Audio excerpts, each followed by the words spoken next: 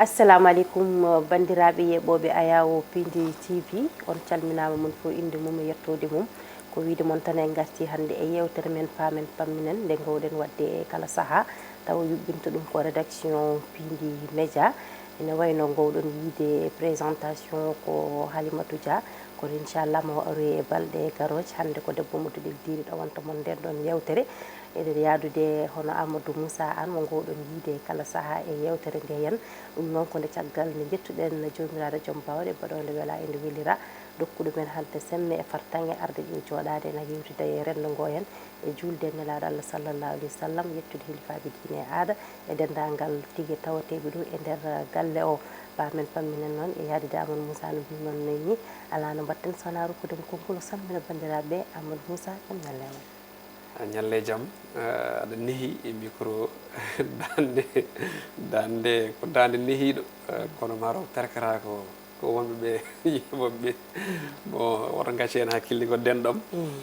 mi weltanimama mi salmitimama no fewi en calmini dendagal yeɓoɓe en ɗo goni no goniri kala e nder jokli windere nde foof e kuuɓal kono kadi no mbiɗani en calmini debbo mo jaara e jaam moli Halimatou Dia en gandi kanko hewno joɗade ɗo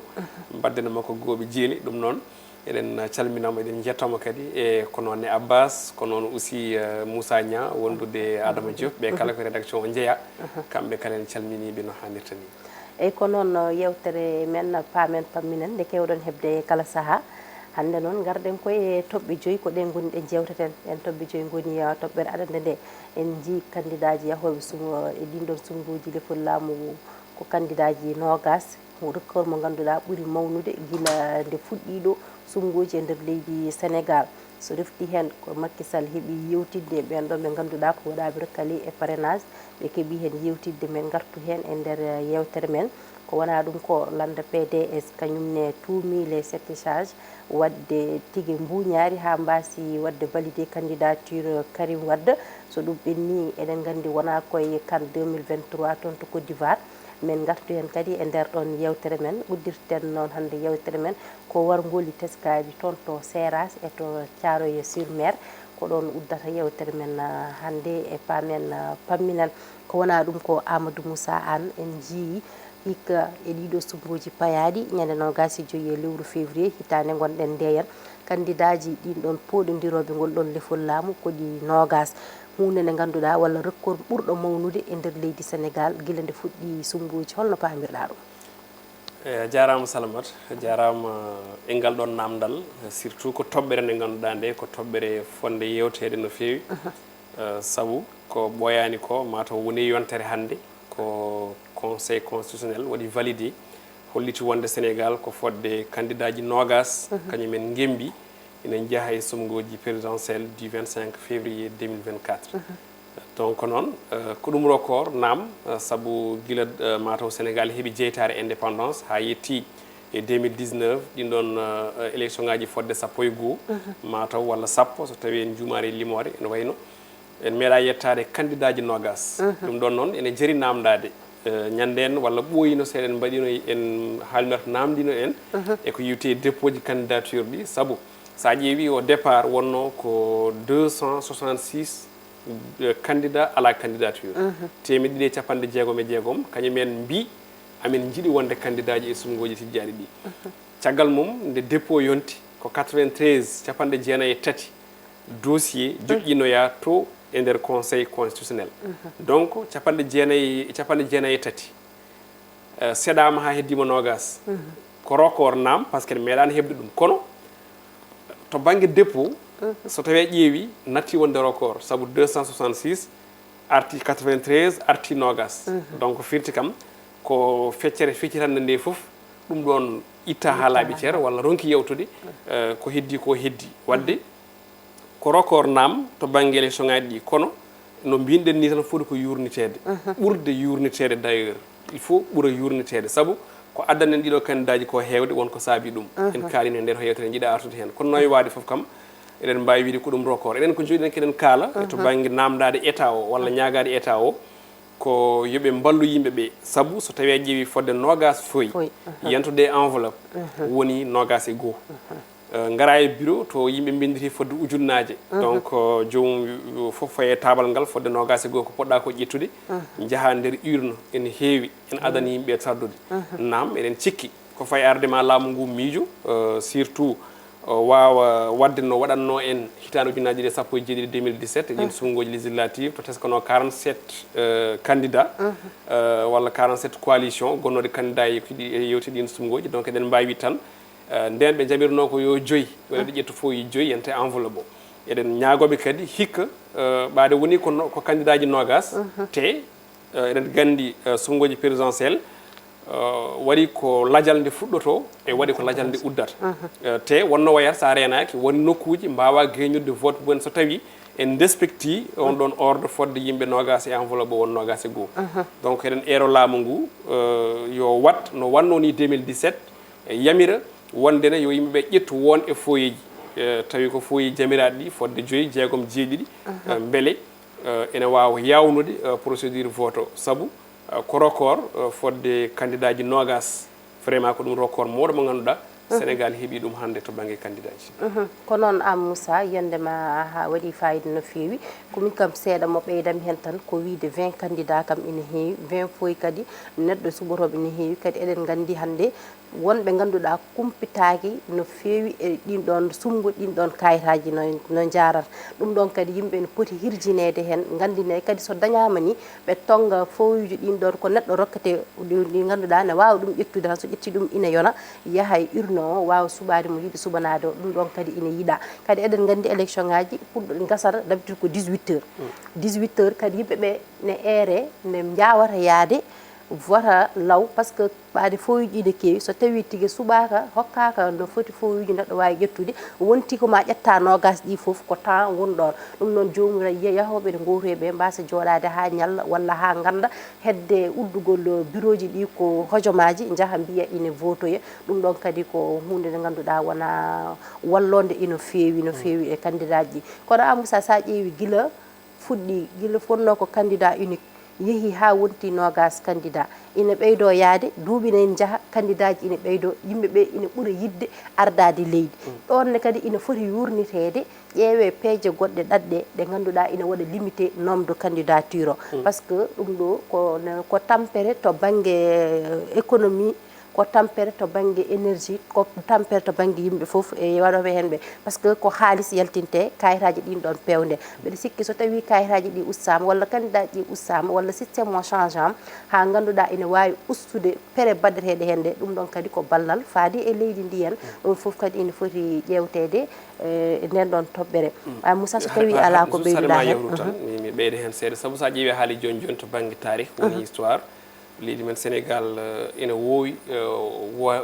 wodde c'est à dire ina wowi manam suɓade président sa ƴeewi presque mataw guila 1968 ha e 2019 ene wayno Sénégal ne yuɓɓini élection ngaji guila nden noon e meeɗa dañi oɗo record kadi guila to wonno candidat unique a faami a haali 1968 1973 1978 1983 88 93 l'an 2000 2007 2012 et 2019 ha to wonno candidat unique ha wonti multipartisme multipartisme noon fuɗɗi mataw koye ɗiɗi ha tati ha yetti hande eɗen jaaray presque et 250 candidats officiels ɗi ganduɗa ne mbaɗa reconnaître ɗo e nder leydi Sénégal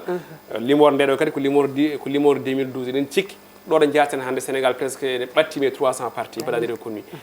e coalition ngaji goɗɗi ɗi ganduɗa ne jibine e kala élection locale législative et présidentielle donc noon ina moƴƴi vraiment woda ko waɗa adapté woni woda ko tonga hawra haalde nandire kadi ñiiɓa no waɗira verrouillé ko yewti koye 2 mandats consécutif hankkadi manam 3e mandat consécutif wodata ɗum ɗon waɗe verrouillé wiye wondene parti oɗo parti ɓeɗo tan ko parti gauche jadata ɓe ko parti droite jadata ɓe ko parti centre hayso tawi ko 3 parti waɗe reconnaître wiye wonde ɗum ɗon wawi wodde Sénégal mi hokka yeeru wiye hande ko PDS wiye hande ko PS wiye hande ko AFP koye manam dokkuɗen ko yeeru kala ganduɗo programme ma yaadi koye PS an parti mo joguiɗa o yo tawto e PS o biyaɗo yaadi koye AFP yaaha o biyaɗo yaadi koye PDS yaaha toon so wontino élection ngaji pandima waɗe ko Amérique ɗi mbaɗata ko wiyete les primaires c'est à dire Salmata ko leader to e PS woni min komi leader gummimi ko parti goɗɗo kono minen nandi idée komin parti gauche min mbaɗa ko wiyete ko primaire e région ngaji ɗi kala mo ɓesgu gauche suuɓi on ɗon yaha huccitoya e candidat oye cuɓaɗo ɓe wona candidat tati wasa diwɗo ɗo kono noon beele ne weeɓe nder leydi sénégal mbiten ko wodani walla weeɓani nde tawno ko woni ko to e États-Unis ɗum ɗon aussi addu ɗum ɗo e nder leydi sénégal wona hunde weeɓore no fewi jiyande ɗe gona goote eyyi ko wona ɗum ko am Moussa en jii hoorejo leydi ndi Macky Sall yewtidi walla bismima ɓe ganduɗa ko candidat ji mbaɗaɗi rakaliɗi toon to galle lamorgo to ɓe jewtidi hen holko mbaɗa famminde bandiraɓe e nden ɗon jonde ko adi fof haɗam arde famminde ɓe taw ko wiide wonde ko bismago ɓurowo bonde e ɓen candidat ji rakali mi fammina so tawi a jooɗima e télévision a jooɗima e radio walla a haali e presse écrite walla e presse en ligne a waɗi vilipande chef de l'état entre guillemets walla conseil constitutionnel a wi wondene ko mbuñaari ko corruption walla fichier moƴƴani dysfonctionnement ji a wi mawo leydi kañum waɗi manœuvre gueɗe ba noon pour beele candidat muɗum ne yawta a haali ha ko welma a wattini winde ɗum lettre a wi wondena min jiiɗi jaabede ɗon ɗon tuggude nde bindi nde ko 15 janvier ha yettinde ɓe jaɓɓa nde ko le 23 walla le 24 janvier donc distance o sa ƴeewi ko moins de 20 jours jimmi wiide ko balɗe sappo woni ɗon walla ko ganki balɗe sappo jiɗmi wiide donc noon so tawi mawo leydi darima wi wondene mboɗo jaabo on gaare jewtuɗen toon to palais de la république gay mawɗi biyetanoɗe kañumen bindi oɗon lettre ɗi kañumen fof tawetake e toon to salle de banquet nde mawo leydi waɗannoɓe recevoir nde firti ko wonko woni ɗon ko wonko jomumen mbaɗi cikkano no way noon et puis nimsa joli par ce que ɓe mbattidi nelde ko sappo e joyo délégation ngaji ɗi jeehi kono noon foof e waade noon ndi ene bone mabɓe saabu no e waade fof ɓe jeehi heɗoyade mawo leydi ndi kadi wona tan ɓe keeɗima ɗum déplacement o tawoydemo nde e bonde mabɓe ɓuuri bonde mabɓe aussi ko réponse o woni jaabowol ngol saabu mawo leydi ndi elle yiɗi wiide ɓe ko oɗon kaala ko on ganda walla oɗon kaala ko on mbatta wiɓe wondene ko yoɓe mbat conformé wu manam yoɓe mbambo e caggal article 93 mbo constitution sénégalaise mbiɗo wonde so tawi a waɗama recalé e sumgoji présidentiel to banggue parrainage walla to banggue daawal validation conseil constitutionnel ya wambo e ngal ɗon kuulal jaɓa ko ngal ɗon kuulal ko wi ko jaɓa ka mbaɗa recalé mais en jii won maɓe mbi ko kañumen hay so tawi presse windi walla journaliste wi ɗum wonde ko rakkali koko porta ɗum plainte on ko andi on kam yejjiti kuulal article 93 waddeni ngol ɗon jaabol waɗiɓe humilié entre guillemets te kadi gila ndena nantani haaluji firti ko elle birwi ɗi foof e heewde nde ɓe jodde mawo leydi ndi ɓe nani goonga te ɓe mbabima kadi ɓe jaaɓi eko on wi ko kono hen banggue ina jeeri accude hakkille saabu min foof e wonde opposant walla kam fof e wonde opposition ɓe kaali ɓe nananama par ce que ɓe bindi lettre ɓe mbiya min jiiɗi ko jaabede donc on jaabimama ɓe ɗum ne kadi ne moƴƴi par ce que ma hokkiren wondene no sénégal tolni ɗo ene hokkiri en wondene no wayi waade foof laamu ngu ene heeɗo yimɓeɓe foof hay ɓen noddirteɓe habdiɓe entre guillemets to banggue politique omo heeɗo ɗumen te kadi hen sahaji omo jaabo so tawi jomumen mbeeɗi juuɗe kono dialogue ko goto wonno ɗum ɗon jimmi lelnirde haala ka dialogue goto gonnoɗo tan ko dialogue baɗnoɗo ɗo henno e 2022 walla 2023 ha jibini kaɗo haala donc ɗo heddiɗo moins de presque ɗo heddiɗo en ko timmani lewru wiide ne watta ɗon dialogue goɗɗo kaldigal gongal walla lennude peeje goɗɗe ha dirtinde walla dysfonctionnement walla yurtade walla wattude yimɓeɓe e candidat ji ɗum kam vraiment wona hunde amno hone oɗo saha eyyi Amoussa haala ma waɗi fayida yiyande ma waɗi fayida kadi yimɓeɓe mbeɗa andi paami ko kalɗa ɗon ko kono min Amoussa ko ɓeydami hen ko wiide tan kamɓe ɓen ɗon notoyiɓe hoorejo leydi ndi min to banggam mbiyatmi koɓe mbaɗi ko moƴƴi ɓe mbaɗi ko feewi saabu nde ɓe bindi on lettere yo jabtoɓe e koɓe kaali ko ne wawi taw ɓe panno ko lettere ne wawi taw ko lettere ɓe panno hono no ɓe bindiri lettere ni Allah waɗi kanko hoorejo leydi ndi o jabtakiɓe e lettere o noddiɓe ko pour haaldude mabɓe face à face kamɓene ɓe ƴetti aɓe mbawno wiide ɓaade ko lettere ɓe bindi yoɓe jabta lettere kono on nde noddiɓe bismiɓe toon nde kamɓene ɓe jeehi ɓe noroyimo ɗum wone mabɓe ko saabu yaaɓe ɓe ko nulaɓe hay 44 personnes kono yaaɓe ɓe ko 15 personnes yaaɓe ɓe ko nulaɓe e dow 44 personnes ɓe kono ɗum foyi waɗon ɓaade ɓe jeehi ɓe jabtoyima noddago ngon ɗon taw ko ɓe jaaɓe mbaɗi déplacé ɓe tawoyi ɗum ɓe keeɗi ɗum hay ɗum ko hunde nde ganduɗa ina foti yonnede par ce que koɓe lundiɓe wonko muusiɓe wonko welaniɓe wonnoɓe kaldirno wonnoɓe ñiŋiri ha no feewi kono ɗum fof e waada noon ɓe tiggi ha muusi ittani ɓe jeehi ɓe noroyi nde ɓe jeehi ɓe noroyi nene ɓe keeɗima ɓe nani ko haala ko ɓe paami ko haala ko no woori ko noon woori sabu ɓaade koko winda il suffit tan ko garte e ko winda ko sabu ko winda ko wona ñande hen winda koko ɓooyi winda ɗon gila ɓe jahani waɗoyde dépôt parrainage aɓe gandi ɗum ngal ɗon kuulal ina woodi kamɓe gila adan erreur mo mbattan so tawino ɓe tugninoma gila adan e ngal ɗon kuulal ne wawi wadde ɓe ñiŋatano walla ɓe kalatano koɓe kaali ko haaɓe mbawa windude hen lettere kono ko dawrugol way noon a Moussa mala juste ɓe mbasa fadde haaɓe ciftine eyyi ɓe mbawno wasa fadde ene waɗi keeri ene waɗi kuule ene moƴƴi so tawi a wi en wonde aɗa waɗi aspiré pour yidde wadde dirigé leydi ne moƴƴi kuñaɗa article aji constitution sénégal foof e on saha so tawi a kalimi e maggal kam ganda komi kalimi hen et puis jara caggal nde wawi kadi taw ko aɗa andi dawrugol way noon moni foof wonata koye e so kala nokkuɗo ko banggue mum farata beele kadi wonani min cikkumi est ce que wonani yomi haal tan pour mi haali won hen windu pour mi windi won hen yomi haal pour mi haali won hen komi windi pour mi windi kono won hen kadi wasata taw mbaɗiri noon ko yo nanan yo keɗe walla kadi yo waylo waɗ hen kono kamɓe so tawi ko gila nde ɓe mbaɗata dépôt nde woɗɗen kuule ina gonno kadi dépôt wonɗo fawino min sinno ko sakam so tawi a waɗama rekkale tan wonɗo fawi mbaɗeɗa rekkale jomumen jone ko mbaɗa rekkale ko jooɗo ganda lawol haɗani gotol ñande wonde so yonti mbatta tawa ina rewi lawol ina tugni ko namda koyen ko ɗum woni tan ko a Moussa ko ɓeydannomi hen e nden ɗon toɓɓere so tawi wonko ɓeyta hen so tawi kadi ala ko ɓeyta hen jawten par ce que en jii kadi ha joni eɗen mbawi wiide ina ɗeɓi nandude ni saabu landa PDS kañum ne ɓen kam ñiŋi ko les 7 charges e wonde ko mbuñaari sabu ɗum yeehi sababu ha cali wadde validé candidature Karim Wade ɓenne ko ɗum woni ko goytoto an hande holko mbawɗa famminde hen ɓesgu ngu e ndin ɗon mbuñaari ɗi ganduɗa kan ɗon landa tuumi ɗum les 7 charges te sen mbi les 7 charges eɗen gandi holko tagui wiyede noon holko tagui ɓen kadi tottede donggal ndundingal a jarama haɗam arde analyse am mo joguimi e ɗum ko arde ko mbiɗa ko holko mbawmi fammirde yimɓe walla siftinde ɓe d' ailleurs par ce que mi sikala majjuɗo sifa holko saabi Karim Wade yewtani par ce que kanko fonno wadde nogase goho e ɗi candidat ji tijjaɗi saabi ɗum ko wiya wonde ko double nationalité o jogui nationalité sénégalaise et nationalité française e saaha nde o déposata on ɗon dossier toon to cour conseil constitutionnel pour yidde wonde candidat e sumgoji 25 février 2024 e on saaha ko jibinande leydi France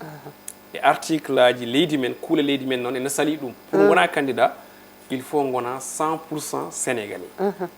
woni ka jibinande sénégal na kayitaji muɗum joguiɗa voilà tawa ala takkani ɗum hay kayit goto goɗɗo jibinande leydi gondi kono ɓe mbimo wonde saaha nde o joƴinanno onon candidat nde e on saaha Karim Wade ko jibinande France najo ko jibinande sénégal najo donc ɗon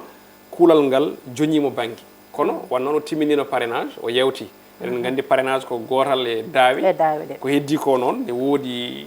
fiscalité nationalité ene woodi aussi alhaalima to banggue casier judiciaire ne woodi aussi beele an aɗa foti wodde walla fotani wodde walla foti wornede walla fotani wornede woni ko wiyete éligibilité neɗɗo o donc nde ɓe gari hen nde ɓe tawi wonde ni ko article ko kuule sénégal nder cali ko Karim Wade kañum inana jogui on ɗon alhaali woni double nationalité o conseil constitutionnel waɗi ƴeewi waɗi yaari caggal waɗi remonté nde o déposanno candidat nde tawi on saaha omo jogui kayit keptino wonde ko jibinande leydi France kadi omo woota leydi France to Paris 18e to Versailles ɓe mbi ɗum noon dans ce cas no hanki mum ni lettre ummima France ummorade juuɗe Gabriel Attal e hoore jagnoɓe kesso siifi wonde wi à partir de maintenant Karim Wade natti wonde jibnan leydi France o wasi nationalité makko déclaration d'honneur to woni joni noon conseil constitutionnel kañum noon wi nder ɗo so yani woto ƴeewto yen ɗo ƴeewto ferguitiɗo donc ferguitande nde woni ko nde déposande on tuma omo jogui ɗerewol jibinande leydi France yiyandami dow ɗum ko ɗon mataw jiɗɗami ara ko mbiyammi d' abord ko Karim wasi DER wasi LASTEC kadi erreur mawɗo mo waɗi vraiment mo neɗɗo mo cikkumi e joguiɗo haqqille woni intelligent comme no Karim Wade fotani waɗi ɗum commettre en tant que jibinande leydi Sénégal ne arta en noon artiɗo kalɗen nane ko wonde sa felliti wonde wadde aspiré jogade miijo aɗa wona yiɗi ardade leydi Sénégal il faut ganda ko kuule leydi Sénégal mbi kuule jamiroje neɗɗo o wona candidat e kaɗoje neɗɗo o wona candidat en tant que Karim Wade mo bawmo dirige leydi fodde 12 ans fotani majjude vraiment ndeɗo haɗide mawde double nationalité ne haɗa ɗum wonde candidat fotani haɗde ɗum d' ailleurs mbiyami par ce que hay ɗum nde waɗi renoncé woni nationalité française o sa ƴeewi koma ceerno Alassane Sall haali e certaine média goto haala ka mawni noon o waɗi communiqué ni o jarni ceerno Alassane Sall o wi wondene a jarama nde ciftinɗa kam wonde ha hande mboɗo heddora on nationalité française tu vois donc ko erreur mo ganduɗa monumental mo Karim Wade waɗi te fotano wonde en tant que vraiment ɓiɗɗo chef de l' état hecci hankiɗo tan kadi jiɗɗo wadde diriger leydi Sénégal à partir de 2024 o gonaɗo donc hakkille ne wawi hokkude noon est ce que enen les citoyens lambda en potani miijade Karim wonko waddata est ce que Karim en tant que tel ne yiɗi artude e Sénégal d' ailleurs est ce que Karim en tant que tel ne yiɗi artude wona candidat e 2024 est ce que ala ko wiyete compromis nandire tokose woni protocole robust est ce que ala ko Karim haalda woto won candidat en tant que Macky nanɗo walla neɗɗo Macky nanɗo e nder leydi ndi est ce que ɗum fota hakkillaji yimɓe potani to ruttade par ce que min mbimi ko mi wawa jabde en tant que Karim Wade ene waɗa erreur oɗo monumental taw ko taw tinani par ce que en mbawide o anda article Sénégal wi wonɗa wawa wonde candidat en tant que aɗa jogui deux nationalité donc firtini min mboɗa ero yimɓeɓe yo vraiment mbat yo yimɓe miijo e on ɗon banggue surtout mbiɗa sikki ko gonɗen ko assemblée nationale yimɓe makko ɓe noon mbi ene tuumi yimɓe ɗiɗo e toon e ɓen les 7 charge koko dokka kalis yo bonmo éliminer e ɗum ɗon noon ko hunde sofde e to banggue gonka lelgo leydi Sénégal par ce que les 7 charge ko yimɓe ganduɗa ɓe haali inde mumen ko yimɓe jeeɗiɗo dimo fotano vraiment inde mum fotani yettinede woni nokku en mbiyani ne woodi walla wodani kono haala ka mawniri ni ene mettinande e leydi démocratie wandi manam wandi no Sénégal hande o noon won enquête uddita enquête parlementaire tawi ko jamironoɓe kamɓe PDS eyyi ko kalɗa ko foof a Moussa ko noon woori kadi ala ko wattere hen ko heddi ko ganduɗa kadi Karim Wade wonko ganduɗa fawa e dow makko wonko rewra ko par exemple ñamade ndo jogani leydi Sénégal les 133 36 milliards eyyi 38 milliards ɗiɗon ɗi ganduɗa tigui omo jogani ɗum leydi Sénégal ɗum kadi ina jeeya hen ko heddi ko eɗen gandi enen leydi Sénégal eɗen jogui réalité ji men honi holɗum eɗen gandi ɗo langue ɓurɗo ɗo wawde haalede woni olof neɗɗo kadi wawi wiide ina wona jibinande Sénégal ina ardo leydi Sénégal a wawa haalde olof ɗon kadi ko erreur mo ganduɗa ko ene jeeya hen kadi e ɗum ɗon ko heddi ko ne wawi ɗinɗon erreur aji ɓe calculano ɓesgu ngu walla les candidat ji keddiɗi ma mbaw sullidde ɗum ha ganduɗa ene wawi addande ɓe probléme aji e candidat mabɓe on ɗon ɗon ko erreur kamɓe landa PDS mbiyan yiɗɓe Karim Wade hande je ɗin ɗon sumbuji gila adan ɗen ɗon gueɗe cewɗe ɗeɓe goppi ɓe cikki ne mbawi wasde ummitinede aɓe ponno reglude ɗum gila yontani walla gila heɓani ɗo hen ko heddi ko no mbiɗa ni peut être yaade compromis ko woni nder ko ganduɗa haalaka dawrugol kam ala ko ala hen so wona ko ganduɗa ko holla jiyete ko hollaka ko nanana ko woni less ko so wona ɓurɓe ɗum andude walla ɓurɓe ɓadade mbawa sullidde ko heddi ko tuma muye moɓe mbaɗi e les charge ɗiɗon wonde ko mbuñaari ɗum ɗon ko wawi hen wonde foof inchallah ma laɓɓini ha laaɓa ceer Sénégal kam tiiɗi yimɓeɓe ndumti ko ñaami kono ko kaali kam donkani ko heddi ko so haalama tan uddirama dema firti ko demal uddirama ma loske ma witte ma ande ko woni hen gonga e ko wona hen gonga ɗum ɗon ne ko ma laaɓoy cer ha no hannirta ni hen kadi wasata ma paamen pamminen artoy hen so tawi tigui ɓuuri labde hen gam famminde bandiraɓe ɓe henna ko heddi ko mbiyen en jalti e dawal dawrugol a Moussa mbiyen eɗen gandi oɗo saaha wona koye CAN 2023 gonɗo e yuɓɓinede toon to Côte d'Ivoire en grosso modo mbiyen gartana yimɓe walla ko pamminta yimɓe e on ɗon CAN 2023 gonɗo ɗon e Côte d'Ivoire mo ganduɗa tigui leydi Sénégal waɗi hen golle payidini walla min kippu Sénégal mbimi tan ko Halimata kam waɗi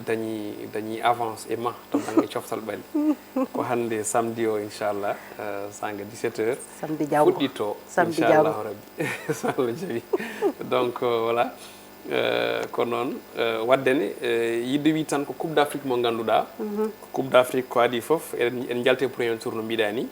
coupe d'Afrique pattam lamo mo puɗɗiɗen yiide ha ɗo coupe d'Afrique baɗɗo fayida mo puɗɗiɗen yiide ha ɗo en à terme d'organisation noon e to banggue jeu e to banggue aussi ko mbiyata ko influence to banggue tawede yimɓeɓe kewede mum e to banggue stade donc so tawi koto bilan jiɗɗa garten kadi garten to banggue bilan ko adi kadi en gaare équipe nationale du Sénégal bilan o sa ƴeewi oɗo premier tour waɗama hen ko meeɗa waɗede e coupe d'Afrique des nations hay sinno tawi gadanɗi ha mo rawande o sa ƴeewi wonno ko 16 équipes so wona mo rawande o donc formule 24 o ko ari ko équipe aji ɓeydore hewde nam so équipe aji ɓeydima hewde alay saago bituji ɓeydore hewde so bituji ɓeydima hewde aussi carton ngaji jaune carton ngaji rouge victoire uji e ko way noon kono kan hiko kanko waɗi battre tous les records e kanuji ɗi guila fuɗɗi 1957 a dañi 89 buts e premier tour meeɗano yiyede sa ƴeewi so tawi feccano ɗum joni chaque match firti ko 2,5 buts ina naata e nder match goto donc meilleur buteur aɗana jogui Emiliano Essuie mo ganduɗa kam tigui woni meilleur buteur ko les alangues nationales woni Guinée équatoriale aɗa jogui aussi équipe mo ganduɗa ko le 3 équipe ɗi ganduɗa ɗi ko meilleure défense Sénégal ne hen jeeya liidima Nigéria ne hen jeeya Maroc ne hen jeeya ɗi kala mbaɗi encaissé ko but goto donc aɗa jogui aussi équipe mo ganduɗa ko ɓurɗo loggude bituji Sénégal won deuxième position caggal Guinée équatoriale marque ɓe 9 buts Sénégal ne marque ko 8 buts donc meilleure attaque joguiɗa caggal muɗum kaf jooɗima wi ne waɗa ko wiyete ko 11 types woni 11 types de match de groupe donc Sénégal ne waɗi hen représenté caggal Maroc par ce que Maroc ne tawi hen jour uji 4 Sénégal noon ko jour uji 3 Kalidou Koulibaly ne hen jeeya to banggue défense Lamine Camara banggue milieu terrain wondude ailier oɗo biyeteɗo Ismaïla Sarr Lamine Camara aussi kañum waɗa meilleur jeune joueur e oɗo phase de poule Aliou Cissé oɗo équipe 11 mo kalɗen kañum woni meilleur entraîneur kañum dirisata on ɗon équipe to terme bilan on ɗon mo kalten équipe ɓurɗo hewde coup franc ji e oɗo coupe d'Afrique ko Ghana malheureusement pour mabɓe les Black Stars joguiɓe 4 étoiles joguiɓe 4 coupe kañumen ɓuuri wadde coup franc ji 3 match ɗiɓe jouɗi ɓe mbaɗi 63 coup franc dernier match ɓe mbaɗi 32 coup franc forcément noon kamɓe mbaɗata require ko ɓuuri hewde carton jaune uji kamɓe mbaɗi ɓe dokkama ko tolni je pense que hedde 15 carton jaune donc premier tour o fof waɗi fodde temedere e sappo e joyi carton jaune e 4 carton rouge ɗum ko to banggue on ɗon bilan no kadirɗen ni to banggue noon bilan goɗɗo négatif ko nayi ɗum rayo nayi ɗum ko Guinée Bissau e Gambie équipe aji ɗiɗi ganduɗa ɗi keɓani hay point goto e oɗo premier tour donc ko hinan galleji mumen point goɗɗo noir e oɗo coupe d'Afrique ko diwgol entraîneur uji ɗi aussi Jamel Belmadi waydi dañde victoire ko guila nde fino Sénégal 2019 e coupe d'Afrique guila nden dañcani victoire kisa ha kisa yafodirama ne hen aussi entraîneur Gambie o kamnene aussi riwama walla acci ene hen aussi entraîneur Côte d'Ivoire Jean-Louis Gasquet mo ganduɗa kañum ne acci ina hen je pense que entraîneur aussi Guinée Bissau je pense que bon mi anda exactement mais eɓe goni nayo presque yimɓe ganduɗa ɓe déjà keeɓi est ce que mo Ghana wona voilà e entraîneur Ghana merci beaucoup Djiby ɓeɗon fof ne jeeya hen riwaɓe oɗo saaha donc pour wadde projeté e 8e de finale d' abord waɗi min intéressé enen la majorité ko banggue équipe du Sénégal kono en tant que rewniɓe football ne moƴƴi mbaɗen d' abord global demi final manam 8e de finale uji ɗi ko match ji choc par ce que 8e de finale e match de poule jiida chaque match ko final hankkidini par ce que ko élimination direct yaade fof jooɗo gasata so wona woode jooɗiɗo ko 90 minutes 120 minutes e tirobi gasata so wona équipe jooɗo donc ko compétition goɗɗo woni e fuɗɗitade c'est vrai Sénégal to banggue men enen rewindiɓe équipe nationale du Sénégal kañum hande o woni équipe top baɗɗo ko wiyete carton plein par ce que ne famɗi équipe africain joue 3 matchs de poule waɗa aussi 3 victoires ne famɗi hay so wona ni compétition coupe d'Afrique heewani e compétition ngaji windere nde tawno ko opposition mawɗo woni toon woni lundogol équipe aji won donc Sénégal ne jeeya e premier tour équipe ɓurɗo feñde en tout cas to banggue favori ji biyeteɗi ɗi kañum dañi 9 points kono noon ɓe kawrata koye Côte d'Ivoire joni noon Côte d'Ivoire ko équipe janoɗo ha début ha maayi presque wurti ko mbiyata ko hakkude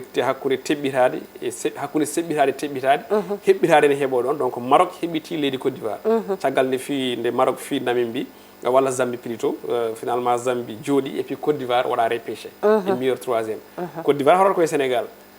yimɓe noon ne jiiɗi yimɓe kaala e match ɗi kono te Sénégal Côte d'Ivoire ko sehilaɓe Sénégal e Côte d'Ivoire sa ƴeewi to banggue tarih match ji ɗi heewano webde sa ƴeewi ni ko elle ko Côte d'Ivoire ɓuuri dañde victoire uji dow leydi Sénégal kono beele ɗin ɗon équipe aji nden équipe joni o équipe aji joni ɗi beele ko gooti so tawi ko namdal mbiyeten ko ala par ce que hande o Sénégal ɓuuri jogade sembe hande o Sénégal ɓuuri jogade doole hande o Sénégal ɓuuri hoolade par ce que a wawi yaltude 3 match aɗa jogui victoire jogoɗa doute équipe ma fof ne selli machallah eɗen ñagonoɓe Allah moƴƴere équipe goɗɗo mo kuccita ko Côte d'Ivoire dam ene jogui force par ce que kamɓe ko riiri mabɓe ndi kañum jaɓɓi kono beele on force wawana yaltude hakkude mabɓe Nigéria ɗo hedde Nigéria fiiɓe 1-0 beele on force wawana yaltude hakkude mabɓe les arcs national woni les Guinée équatorial fiiɓe 4-0 te équipe aji ɗiɗi ɗi kalden hande ko Sénégal ɓuuri sembe e doole wadde force mabɓe ko public kono public o manam heureusement pour nous public o tellota ko walla ɓe jouɗe terrain o wallataɓe koye daɗe te enen Afrique supporter yi meɗen kewi supportude kono gonɗa e doole ɓe gonɗa e fiiɗe ɗo ko ɗon gullanɗa mbiɗa ɓeydu kono ñande piiɗa lootol gotol naaɗiɗa yimɓe fof mbaɗat croiser le bras kala cuuɗɗo junngo wonata koye haalde ko goɗɗi pewani walla mbiyen willude juuɗe donc supporter men ballitta e saaha nde équipe o woni e tampere ɗum mbiɗa sikki yimɓe jii yeru muɗum kono noon ko demi final mo weeɓan ko Allah no wawi hen demi final ko huitiéme de final mo weeɓanta équipe nationale du Sénégal terme to banggue manam supporter uji ɗi dowla Côte d'Ivoire Moussa min kam mbiyami tan ko yo Allah wallu men tan 11 men fiya 11 Côte d'Ivoire amin yo Allah yan men victoire o ko wona ɗum ko Moussa mbiɗa andi waktuji men ɗi nana jaaha ɗum noon payene toɓɓere men wattinide en jii in teska wargoji ɗi dumunnaji walla mbiyen ɗe balle toon to Seras e toon to Thiaroye sur Mer kono ko ɓuuri hen hamnade ko fannu wargoji ɗi hen Moussa holno jiiruɗa ɗiɗo musibbaji kewoji e nder leydi ndi explication mo ɗum de ne weeɓi salamata ne weeɓi ne raɓɓiɗi holko waɗi mi wiide noon hande il suffit tan teloɗa less ɗo joni jaa hakkude ɗo e goudron o ƴeewa mi hokkuma yeeru tan dabɓo mo kawrata hen ñande fof ne gasa noon tawi accata hen hakkille kono ene gasa somi siftinima tan kawra hen kadi Sénégal na jeeɓaw en kadi walla guurɗo e Sénégal ne andi ko kalten ko teloɗa joni joni aɗa faye goudron aɗa jogui auto ma par exemple potta e auto goɗɗo lawol ngol ne faaɗi kanko rekilta an a rekilta ɗum ko auto kalde hakke ɓerɗe faadi gara noon ala auto jogui joɗota koye bus jiiɗa nadde bus o on dariɗe damal ngal memamo tan wiyoma leydi asman denma wallahi Allah abboto tan ko haala mawka wattuni rewga ittuni foof ko probléme ɓerɗe ɗe ne paaɗi ɓerɗe ɗe paaɗi en jettima nokku noon goto foof woni koye hollirde doole muɗum hande o yatan seeɗa tan hayso ko emprunté uji ɓe ɓuurmi yawade ɓe jiiya so jomumen hayso kayne darta client dartirta koye sengo doole force goto foof ene yiiɗi hollirde doole muɗum ɗe jogui ɗe jomum ɓorno ko wuttimo waɗa ɓortat heddo souvènement ene feññina forme ɓandu muɗum ɗum ne weeli ɗum tan hollirde doole dow goɗɗo ɗum ko hankkadi Sénégal yettima e ndin ɗon mbaadi ɗum waɗi so tawi probléme walla lombima hakkude yimɓe tan wattinto koye wargo walla gañodirde par ce que goto foof waɗani privilégié ko wiyete ko masalaha walla kaldigal walla yaafade walla accande neɗɗo o goto fof en jettimi e nokku Sénégal naaji fof kaɓaɗo yiɗi ko réglande hoore muɗum ko adi haala ka ne yetto e lawol wallahi ene wiye dialogue andi hunde fof fuɗɗoto koye yewtere gasata koye yewtere kono Sénégal hande koko wenciti Sénégal naaji yiɗi fuɗɗorade koye haare wattindoro e yewtere walla fuɗɗo e haare wattindoro e ñawoje ɗon Sénégal yetti e oɗo saaha holko waɗi noon ene jaari andude jomen haqqillaji en ɓe walla yimɓe wiyeteɓe le psychologue en ɓe ganduɗa kañumen ne gandi tolno hakkille bani adama ɓen ne poti hono ɗe jewte nodde hen kalande yimɓe ɓe holko waɗi ni e holko foti waɗede ha ɗum ɗo yalta e hakkillaji ɗesgol ni en tout cas so ɗum ɓenni min jimmi wiide ko Sénégal ne foti artirde ko wiyete peine de mort kuulal wari warto so neɗɗo miijima walla wari warte so neɗɗo miijima so tawi mi wari neɗɗo komi barteteɗo mbiɗa sikki ma won neɗɗo o waɗani ko mette ma kewe neɗɗo o foof ma won ka waɗani lawol waɗirano police gendarmerie eko nandi hen waɗirano ko pour beele so tawi a toñama walla wonko jiiɗa ɓurti doole maɗa yaade commissariat no wiiɓe ha may mboɗo rewa salmata ñamande mbo tuumi salmata hunde salmata ne toñam ñande foof yomi yetto commissariat so yettimi commissariat o waɗete convoqué so waɗama convoqué min mi waɗe convoqué min joddo mi haala ko addimi ɗo ko kankone o namde ko addimo ɗo ko so tawi toñangue mbimi ngene woodi kuulal verbalement fawa e dow makko so ɗum so hono kaɗo haala artiɗo ko nder gri paɗa so tawi ɗum wodani a ronki ha ɗum a wullirhima ɗiɗi a wullirhima tan a ronki peeje goɗɗe ne goodi tawi wona wellude muɗum ha weela hirsa neɗɗo no kirsowo dammugol no kirsowo guertogal hande hay nden pour jiya